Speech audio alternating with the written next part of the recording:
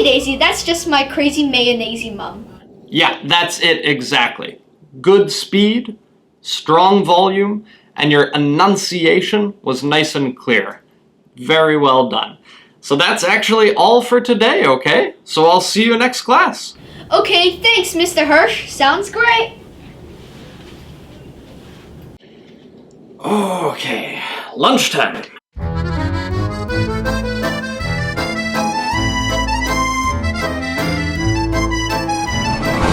Club? Excuse me? Yes, hello, sir. The usual, please.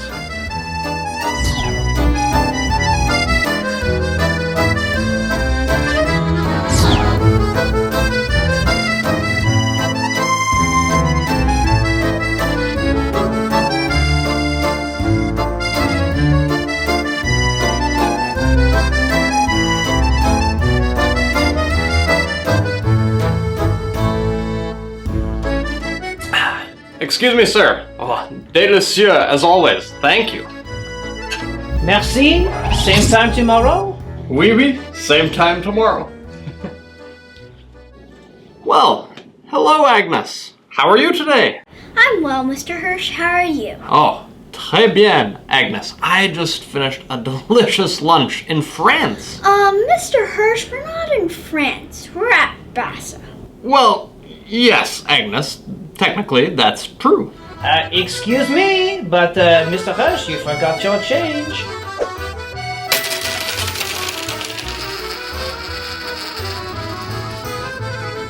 Do they have any hot chocolate? But of course.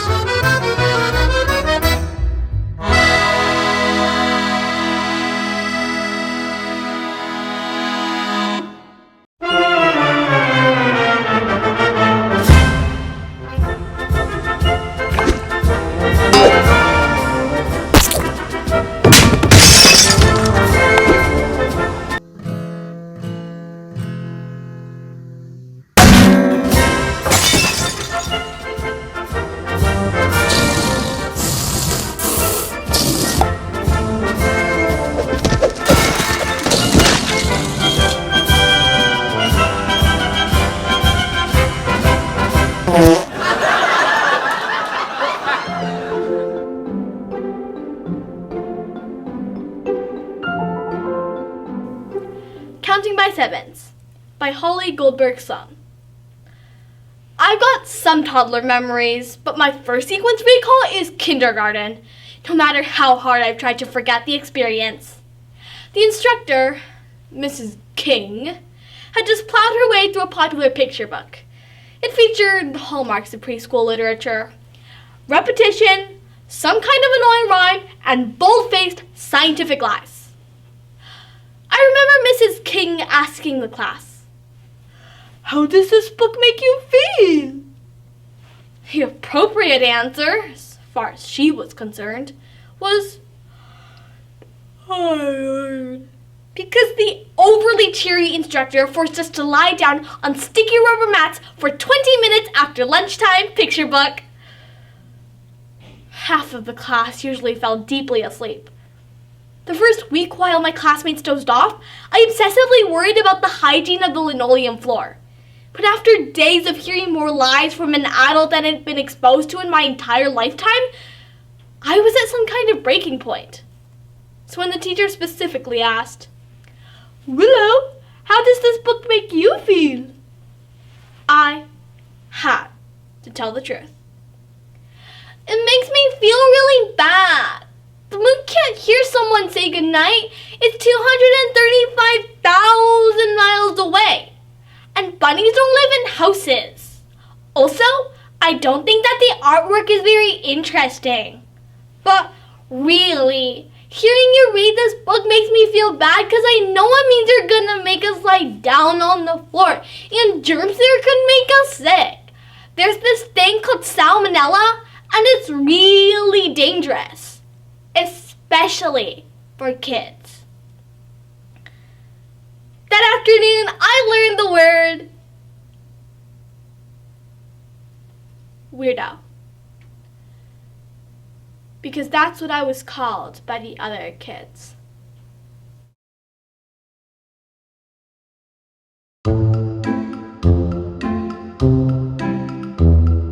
So what I want to do today is show you a few paintings and maybe ask you some questions about them. Does that sound okay? Great, so here's the first painting. What do you see in that painting? I see like a skeleton girl wearing a black coat, and I see some water. I see fish in the aquarium. This. Northern Lights, an ocean, some boats, a lake, and someone going. And he's like, and he's moving. Why does he have his hands on his face? Because he's part of a show. They are crazy. What's the show called, or what's it about? It's about a ghost. A ghost. A ghost? And what do you think the ghost is doing? Doing the beach.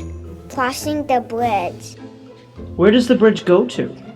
To the soccer? I think he's going to Granville Island. If you painted this painting, what would you call it? The red sun. Humans on the bridge. A beautiful river flower. Wobbly dance.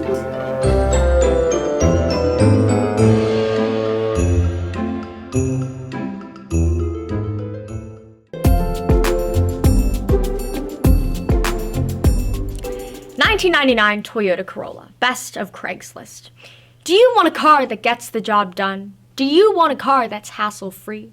Do you want a car that literally no one will ever compliment you on? Well, look no further. The 1999 Toyota Corolla.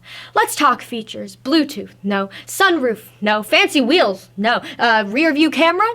No. But it's got a transparent back window and you have a neck that can turn. Let me tell you a story. One day my Corolla started making a strange noise. I ignored it. It went away. The end. You can throw the engine off the Golden Gate Bridge, fish it out of the water 1,000 years later, put it back in the trunk of the car, fill up the gas tank with Nutella, turn the key, and this puppy would start right up. This car will outlive you. It will outlive your children. Things this car's old enough to do. Vote. Yes. Purchase alcohol. Yes. Rent a car. It is a car. This car's lived through some stuff. It's not going to judge you like a Volkswagen would. Let's talk interesting facts. This car's exterior is gray, its interior is gray, and the owner's manual oil is listed as optional. When this car was unveiled at the 1998 Detroit Auto Show, it caused all 2,000 attendees to spontaneously yawn. The abrupt change in air pressure caused a partial collapse in the roof. 4 people died. This event is chronicled in the documentary, Bored to Death, the story of the 1999 Toyota Corolla. I once ran a Carfax on this car, and I got back a single sheet of paper that said, "It's a Corolla. It's fine." Let's be honest here. This car isn't going to win any beauty pageants, but neither are you. So stop lying to yourself and stop lying to your wife. This isn't the car you want. It's the car you deserve. The 1999 Toyota Corolla.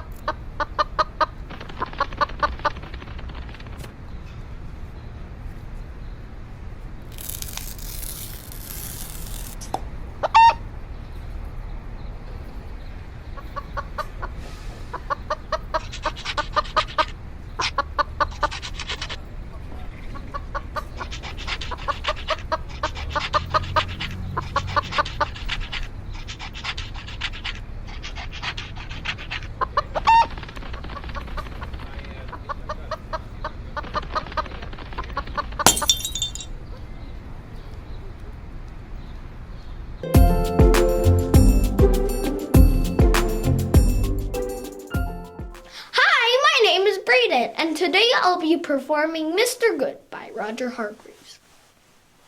Mr. Good isn't very good. He always makes his bed. He always brushes his teeth, and he always wipes his feet. He never slams doors, and he never forgets birthdays. And he never, ever tells lies. Mr. Good isn't very, very good.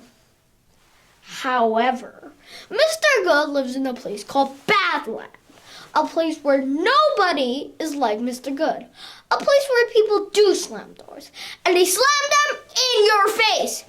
In Badland, the puddles are much deeper than they look. In Badland, a dog's bite is worse than its bark. In Badland, even the trees are bad. One morning, it was wet and windy. Well, of course it was. The weather is always bad in Badland. Mr. Good was walking along, minding his own business, when the hat of the man in front of him blew off. Mr. Good leapt into the air and caught it for him. The man turned around and glared.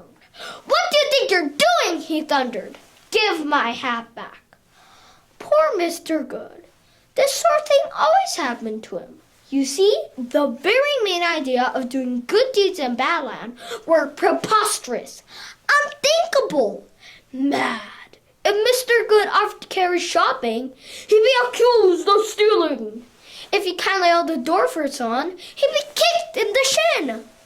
Not surprisingly, Mr. Good was not very happy.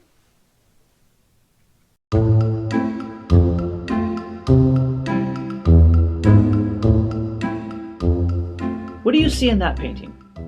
I see a person's watch. A clock's moving in the desert. And those look like spiders or ants. Also a tree wasn't blinking. A balloon, a broken balloon. There's a clock on an animal. What kind of animal? An elephant. It looks like an elephant, but it's fell down. A horse? Why do you think he's lying on the ground? Because he's tired. The horses died. The horse is dead? Yeah? Who do you think painted this painting? A boy. And how old do you think he was? 5. 100-year-old man with no hands. No hands? How did he paint it then? With his feet. The dog? A dog did? Yeah. And who painted this? I think Chelsea and Sylvia. And what would you call this painting? Twinkle winds fall. Light. Ocean Park. Horse painting.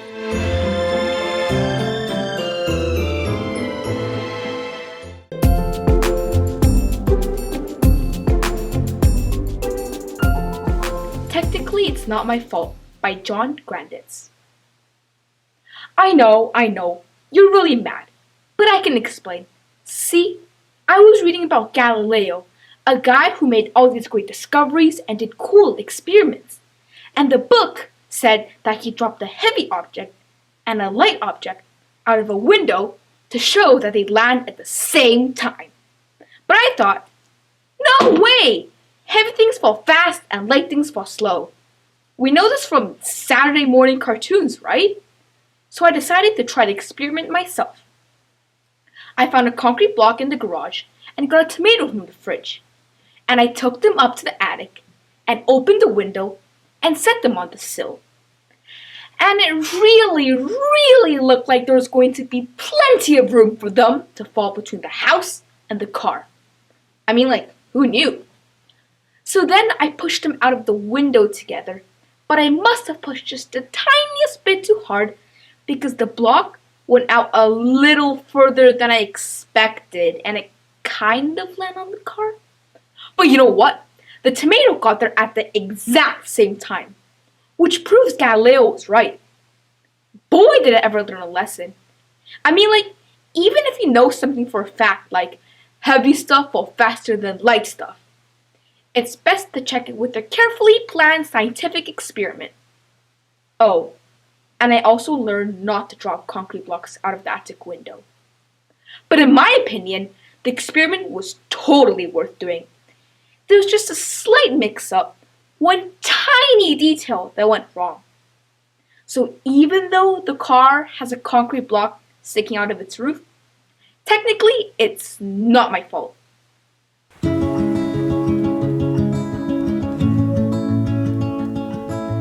Hi, I'm Eric. I'm in grade 12. My name is Megan and I'm in grade 11. My name's Angel and I'm in grade 9. I go to Crofton High School. I have been doing art for as long as I can remember. Since I was pretty young. I really started to take art more seriously around grade 9. I like working with pencil. I haven't really experienced too much with like other mediums. I was never like super focused on it, and it wasn't like the main priority, but I always liked. In September, everything goes well. I go to art school, either New York or London. Either way, I'm pretty happy. Okay, this is the piece I brought in today. It's a mixed medium still life piece. So basically, our task was to take a bunch of different types of paper and kind of just rip them and put them on the page. And then for each different type of paper or like surface, we had to use a different medium. This is my painting. It's kind of like my take on Edward Hopper's Nighthawks, and I did this kind of like to represent like the cultural divide that I feel as somebody who was raised by Asian parents but grew up in Vancouver. I feel like this is kind of really representative of my experience because, as a Chinese person growing up in Canada, I really don't have that like deeper connection to my culture that I feel like a lot of Chinese people growing up in China do. I painted it for my piano teacher, and I had this theme where I wanted to paint everyone's favorite flowers, so I painted peonies for her. I was in the middle of quarantine, so my mom and I made this Michael's run, and we bought like their bottled acrylic paint, and that's how that happened. This year, we're asking some of our students to create a piece of artwork related to a certain word for the gala. Are you ready for the word? Is flourish. Nice. Flourish.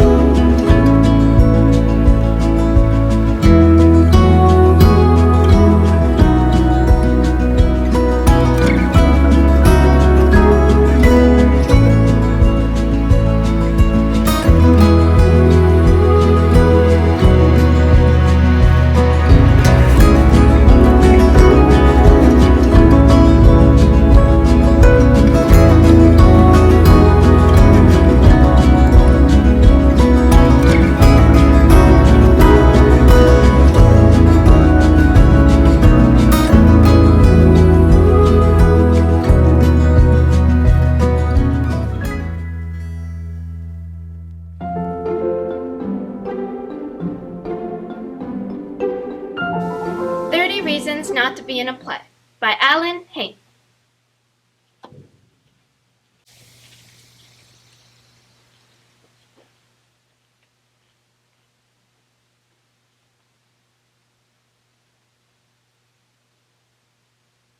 Because you're just you're just too shy. You can barely get 2 words out of your mouth in front of an audience.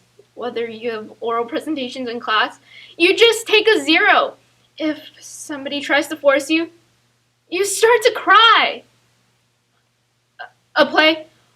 Oh, no. You're painfully shy. That would kill you.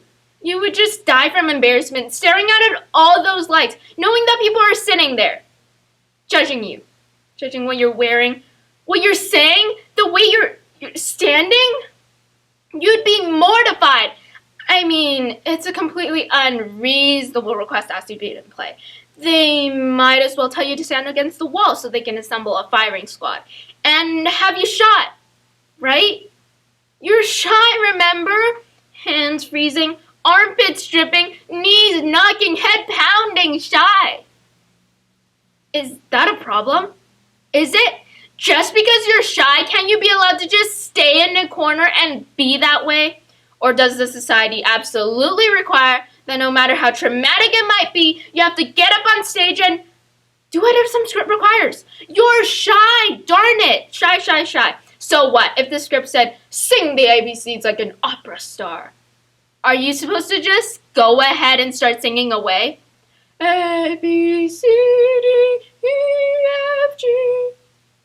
That's way too much to get out of a shy person. I'm telling you, if the script would require that you grab some strange guy and hold him close to you, like he's your favorite teddy bear. If it commands that you stroke his hair and grab his shirt as if you can't live without him. Are you supposed to just go ahead and do that? No, you're too shy. If the script calls for you to kiss him passionately. You see, he's too shy for that, and so are you. You can't be in a play, and you can't sing opera, and you can't grab some strange guy, and you just can't possibly make a fool of yourself in front of a crowd full of people. Because you're just way too amazingly, incredibly, pitifully.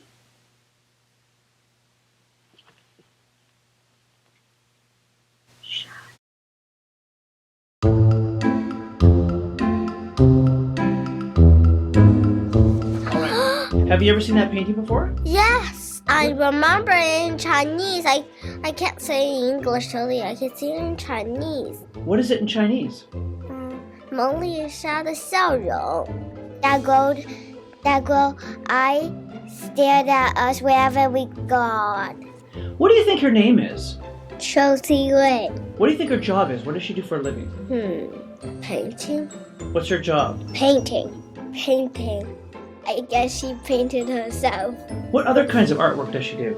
Art projects with, like, you know what? It's just like she paints a lot of art. You know what? Do you think Mona Lisa had a job? What if? What does she do all day long then? Stare. Just stare off into the distance? It's just like a hexagon.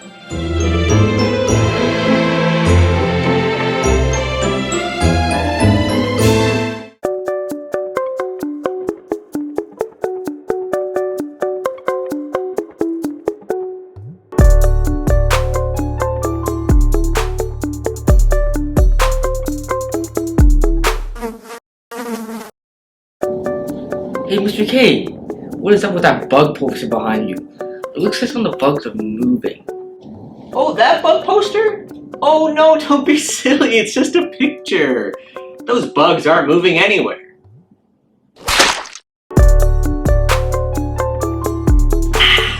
Wait a second, did you just eat a bug from there? What? Off there? Off the picture? How could I have eaten a bug off of a picture? That's literally crazy. Wait there, you just ate something.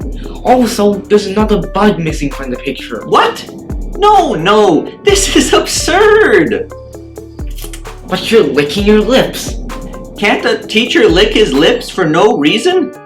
Are you suggesting I'm literally eating bugs off of this poster? Yes, that's exactly what you are doing. Now, no need to jump to such wild conclusions. Let's get back to the task at hand. We're doing propositions cards. Would you rather be super fast or super strong?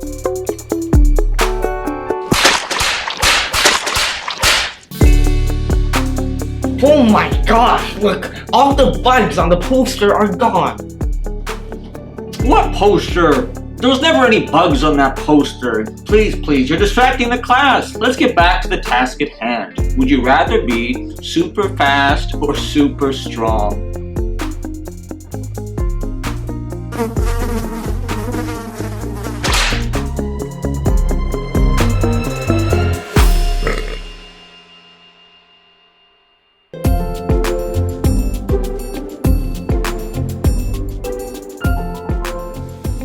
No Strings Attached by Julie Larios. If I were a wild kite with no strings to hold me, I'd let the wind take me. I'd let the crow scold me. I'd float through the sky with the sun on my shoulders. The clouds would all fight at my ears. I'd be bolder than bold. I would dance. I'd be brave. I'd go soaring. A life in the sky could never be boring. I'd fly over houses, then over the tops of skyscraping buildings, but I wouldn't stop there. I'd sail over sailboats and islands and oceans. I'd drive the world loco with my locomotion. Diving and squawking, the seagulls would show me the migrating whales as they spouted below me. Over Kansas and Kashmir, the hot sands of Cairo, Mount Fuji, Mount Everest, higher and higher. Oh, wheat fields would wave to me, deserts would sigh. Icebergs would stare as I rose in the sky. The sun would be one friend, the bright moon another. And what would the stars be but sisters and brothers? I'd know all the secrets the skies never told me if I were a wild kite with no strings to hold me.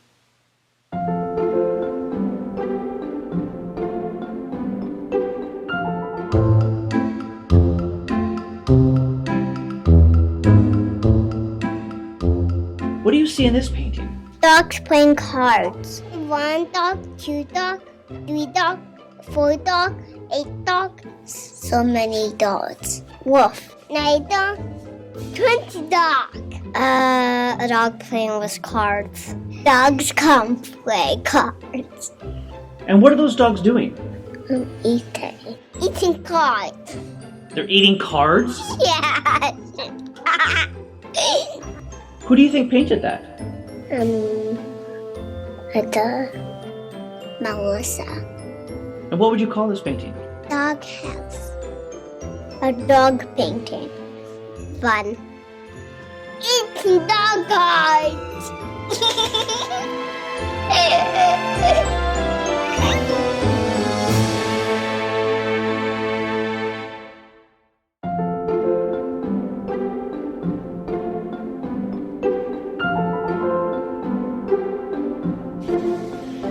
As a young female Chinese Canadian student, being able to explore topics such as anti-Asian hate and feminism at BASA has been an especially powerful experience.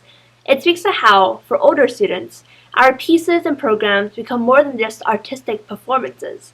Rather, they become platforms on which we can use our voices to comment, address, and spread awareness on issues that we care deeply about. At BASA, we hone our voices to become our greatest defense against injustice and discrimination. So while this piece I performed today will contain mature content on topics such as sexual assault, which parents and students might find uncomfortable or upsetting to listen to, it also sheds light on the seemingly normalized daily doses of sexism that girls all around the world face every single day. Pocket-Sized Feminism by Blythe Bard. The only other girl at the party is ranting about feminism. The audience? A sea of rape jokes, and snapbacks, and styrofoam cups, and me. They gawk at her mouth like it is a drain clogged with too many opinions. I shoot her an empathetic glance, and say nothing. This is a house for wallpaper women. What good is wallpaper that speaks? I want to stand up, but if I do, whose coffee table silence will these boys rest their feet on? I want to stand up, but if I do, what if someone takes my spot? I want to stand up, but if I do, what if everyone notices I've been sitting this whole time? I am ashamed of keeping my feminism in my pocket until it is convenient not to, like at poetry slams or women's studies classes. There are days I want people to like me more than I want to change the world. Once, I forgave a predator because I was afraid to start drama in my friend group. 2 weeks later, he assaulted someone else. I'm still carrying the guilt in my purse. There are days I forget we had to invent nail polish to change color in drug drinks and apps that virtually walk us home and lipstick-shaped maze and underwear designed to prevent rape. Once, a man behind me on an escalator shoved his hand up my skirt from behind and no one around me said anything. So I didn't say anything because I didn't want to make a scene. Once, an adult man made a necklace out of his hands for me. I still wake up in hot sweats, haunted with the images of the hurt of the girls he assaulted after I didn't report, all younger than me. How am I to forgive myself for saying nothing in the mouth of trauma? Is silence not an act of violence too? Once, I told a boy I was powerful, and he told me to mind my own business. Once, a boy accused me of practicing misandry. You think you can take over the world? And I said, no. I just want to see it.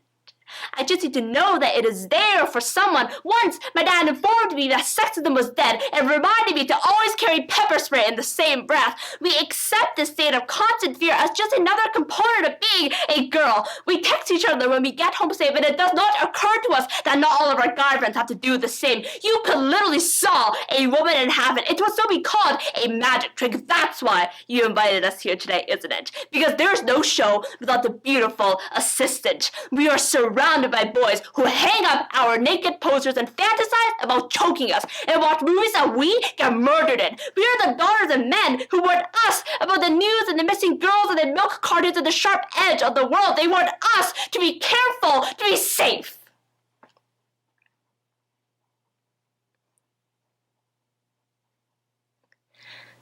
Then told our brothers to go out and play.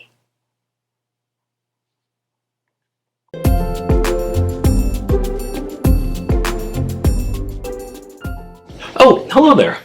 So, like many things at BASA, this started out as an idea. But like many other things at BASA, sometimes teachers' ideas need a little bit of help. Fortunately for us, though, we have a lot of students who are able to help those ideas flourish. It gives me great honor to be able to introduce this year's valedictorian. As a longtime student of Mr. S's, Bridget Lee has helped the BASA community flourish both on stage with her performances and off stage with her contributions as a faculty assistant and as an ambassador volunteer. In fact, Bridget, upon graduation, has set a brand new record for hours volunteered at BASA. So much so that BASA has decided to rename a volunteering award after her. So years from now, young BASA students watching this video will have their chance to earn the Bridget Lee Acknowledgement of Service Trophy. So Bridget, from all of us here at BASA, thank you for helping turn this into something like this.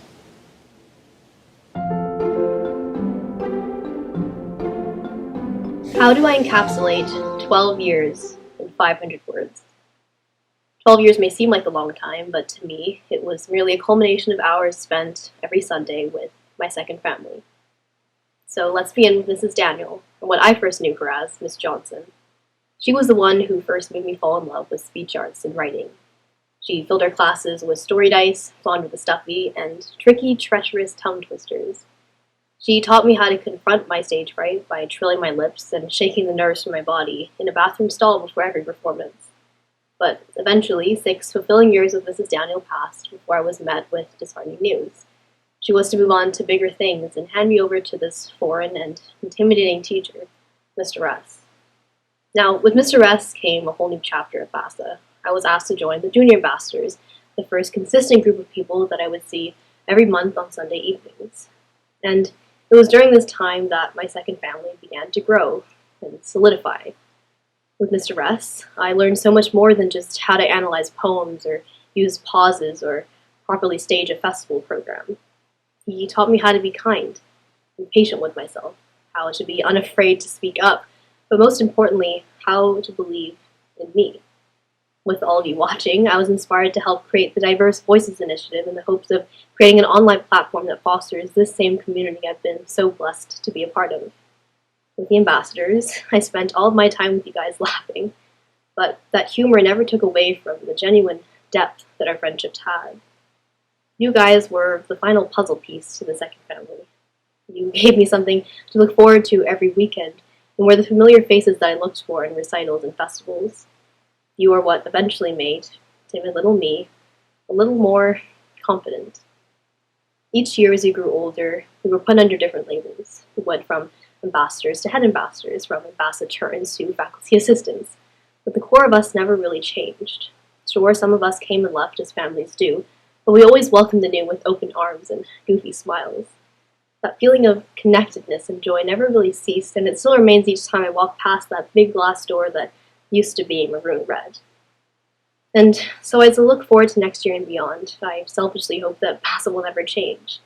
I wish that every student, both new and old, who walks past that glass door will come to join this same family that I've been a part of. But after having gotten the privilege to teach some of you over the past couple of years, I know that I have nothing to worry about. BASA will be in very good hands.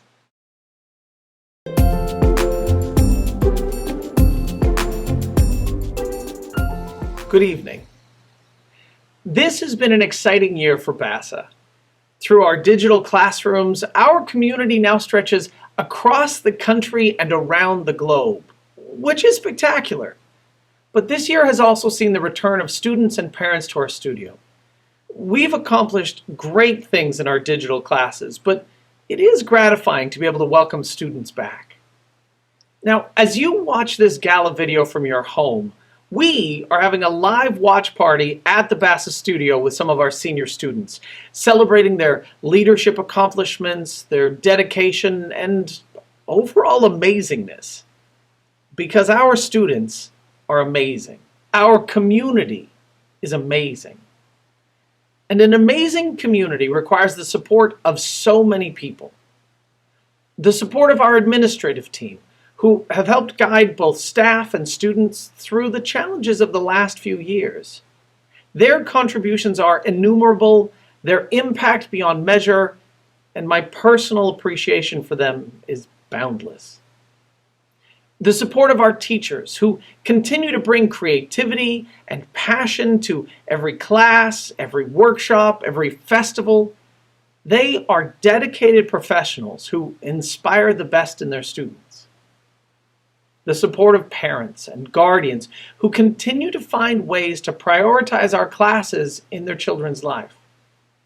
Through busy schedules and busier lives, you continue to empower your children. And so thank you for all being a part of a community where we can live out the vision of our founder, Lee Bolton Robinson, who continues to inspire us to listen generously, laugh when appropriate, maybe shed a tear or two, and always, always speak with the passion of our convictions. Thank you for joining us this year. Thank you for joining us tonight. And thank you for joining in this celebration of achievement and excellence.